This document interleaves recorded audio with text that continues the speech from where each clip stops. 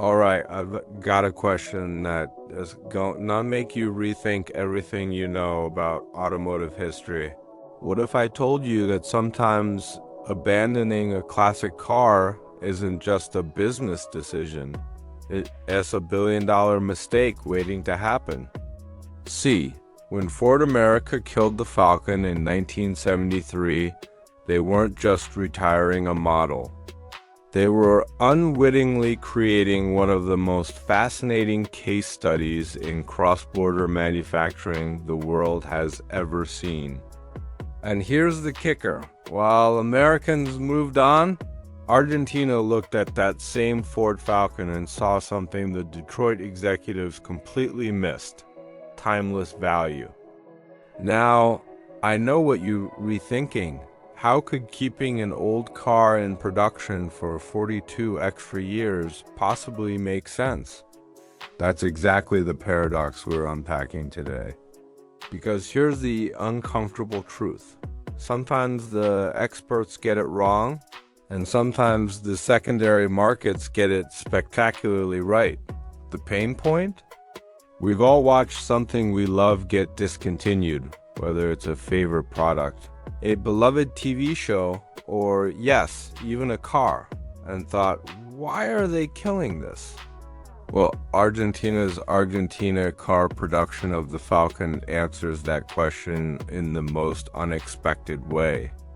But here's where it gets really interesting and where you'll get immediate value. What if I showed you how this single case reveals three universal principles about car value that can help you spot hidden gems in today's market? Principles that explain why certain orphaned products are quietly becoming collector S items worth 300% more than their original versions. Stick with me for the next few minutes, and you won't just understand why Argentina kept making the Falcon. You will start seeing similar patterns everywhere, from vintage electronics to discontinued fashion lines. And that knowledge? Well, that could be worth more than you think, my friend. Sometimes the automotive industry makes mistakes that leave any expert in automotive history scratching their head. When American Ford retired the Falcon in 1973, they basically said game over for the model. But here's the kicker. While the US moved on to bigger, more modern cars, Argentina looked at that same classic car and thought, wait a minute, we've got something special here. And you know what's most intriguing? Production data showed the Falcon still had life left. Plenty of life. Now, hold on to your seat because this 5-point strategy will blow your mind.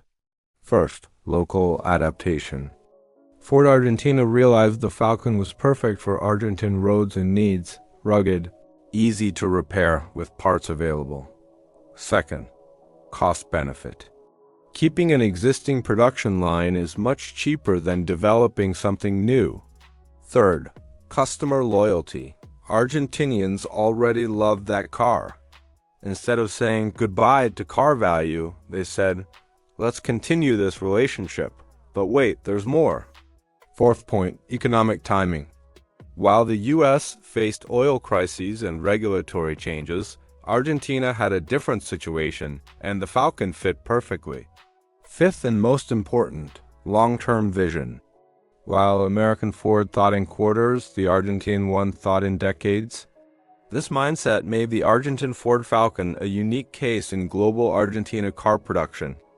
And get this same phenomenon happens in other sectors when someone has the courage to swim against the tide. Now, if you're thinking, all right, but how does this translate to practical examples? Let me tell you a real story. I met a mechanic in Buenos Aires who still keeps 70s Falcons running perfectly today. He showed me how the design simplicity allowed entire generations to learn mechanics with that car. That's car value that transcends numbers. It's cultural, emotional, practical value. And when a product creates that kind of connection, well, you've got something that can last 42 years or more. Now, here's where things get really fascinating. My friend, Sometimes a product transcends its origin and becomes something entirely new in another culture. Picture this. An American classic car designed in Detroit somehow becomes as Argentine as tango and mate. How on earth does that happen? Well, it's all about adoption and adaptation. The Ford Falcon wasn't just imported. It was embraced, customized, and woven into the national fabric until asking, is this American or Argentine? Became like asking whether pizza is Italian or American. That's the magic of true cultural integration in automotive history. When something stops being foreign and starts being ours. Let me share a story that will give you goosebumps. I met a family in Cordoba where the same blue 1978 Falcon has been passed down like a family heirloom from grandfather to father to son. The grandfather bought it new, the father learned to drive in it, and the son restored it for his wedding. That's 3 generations of memories, road trips, and life milestones in one classic car. But wait, there's an economic ripple effect nobody talks about, the Falcon effect on local communities.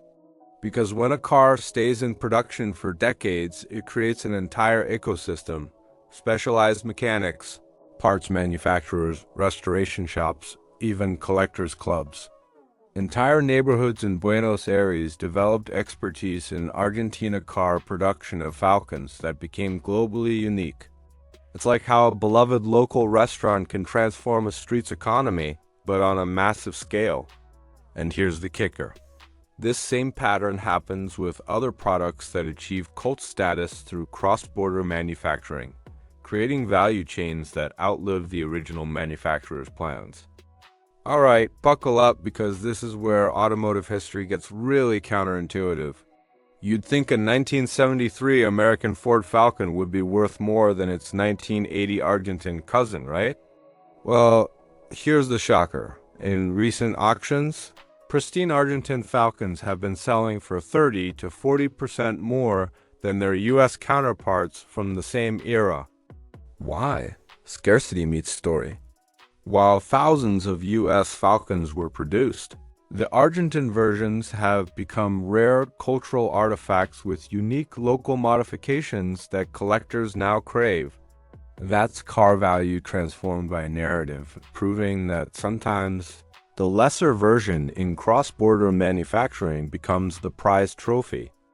Let me share a secret from the collector's world that'll change how you view investments.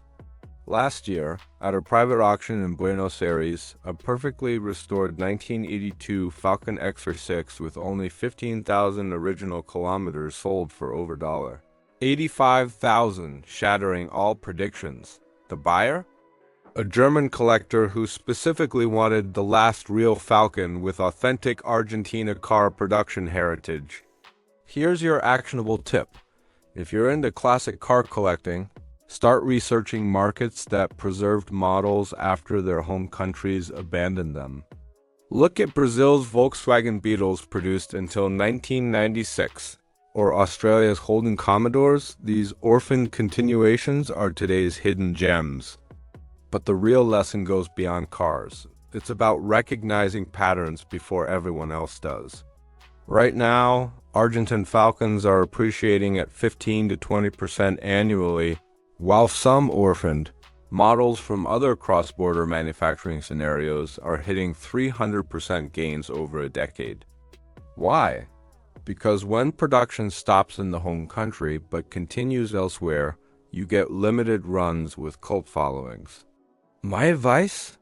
Join forums like Hemmings or Bring a Trailer, follow auctions in secondary markets, and remember, the best investments often come from places nobody's looking.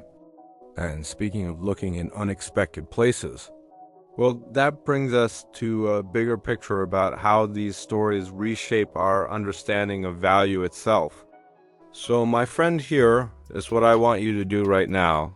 I want you to look around at the objects in your life, the products you use, even the classic cars you admire, and ask yourself one powerful question. What's the Argentine Falcon in this category?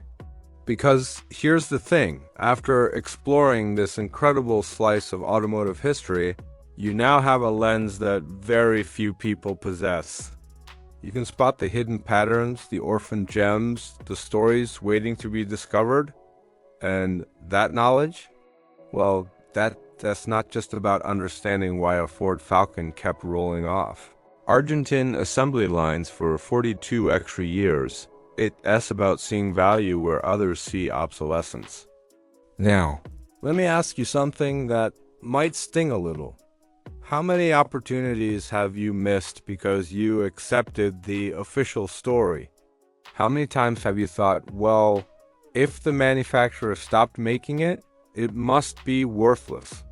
The Argentina car production story shatters that myth completely. So here's your challenge.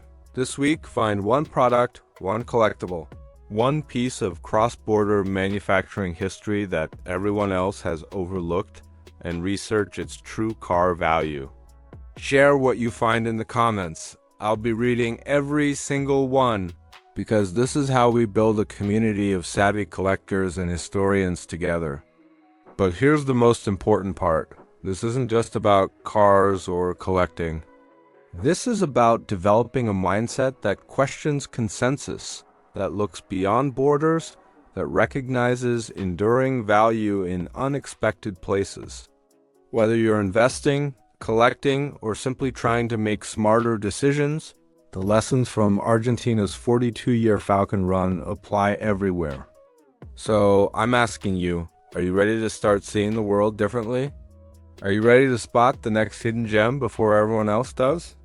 If your answer is yes, and I hope it is, then do me a favor. Hit that subscribe button and turn on notifications.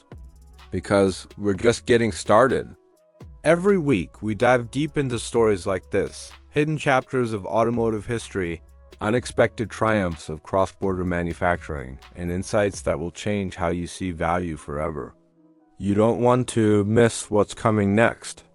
Trust me, the best discoveries are still ahead. Welcome to the journey.